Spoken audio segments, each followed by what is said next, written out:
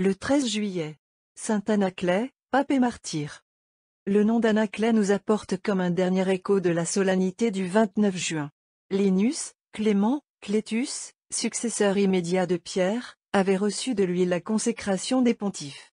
Anaclet eut cette gloire moindre, et cependant inestimable, d'être fait prêtre par le vicaire de l'homme-dieu.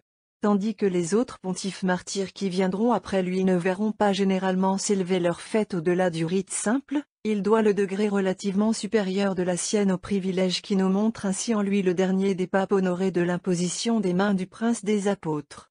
Ce fut aussi durant le pontificat d'Anaclet que la ville éternelle vit porter au comble ses illustrations par l'arrivée du disciple bien-aimé dans ses murs, où il venait dégager la promesse qu'il avait faite au Seigneur de prendre part un jour à son calice. Heureuse Église, s'écrie Tertullien, dans le sein de laquelle les apôtres ont versé toute leur doctrine avec leur sang. Où Pierre a imité la passion du Seigneur par la croix, où Paul a reçu comme Jean-Baptiste la couronne par le glaive, d'où Jean l'apôtre, sorti sain et sauf de l'huile bouillante, a été relégué dans une île. Par la vertu toute puissante de l'Esprit de la Pentecôte, les progrès de la foi répondent en Rome aux largesses du Seigneur. Peu à peu la Babylone ivre du sang des martyrs va se trouver supplantée par la Cité sainte.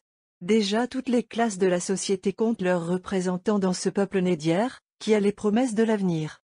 Près de la chaudière embrasée où le prophète de Patmos fait hommage du tribut de sa glorieuse confession à la Nouvelle Jérusalem, 2 consuls, 2 représentants à la fois de l'ancien patriciat et de la noblesse plus récente issue des Césars, Acilius Glabrio et Flavius Clemens se donnent la main sous le glaive du martyr.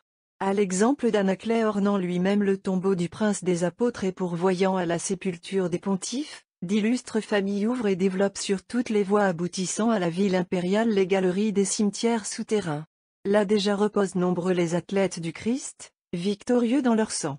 Et près d'eux, accompagnés de l'encre du salut, dorment dans la paix les plus beaux noms de la terre. Anaclet était d'Athènes, et gouverna l'Église au temps de l'empereur Trajan. Il décréta qu'un évêque serait consacré par 3 évêques et non moins, que les clercs seraient admis aux saints ordres publiquement par leur propre évêque, qu'à la messe, la consécration accomplie, tous communieraient. Il orna le tombeau du bienheureux Pierre, et assigna un lieu pour la sépulture des pontifes. En 2 ordinations au mois de décembre, il créa 5 prêtres, 3 diacres, 6 évêques. Ayant siégé 9 ans, 3 mois et 10 jours, il fut couronné du martyre et on l'ensevelit au Vatican. Glorieux pontife, votre mémoire se rattache de si près à celle de Pierre, qu'aux yeux de plusieurs vous seriez, sous un nom un peu différent, l'un des 3 augustes personnages élevés par le prince des apôtres au rang suprême de la hiérarchie.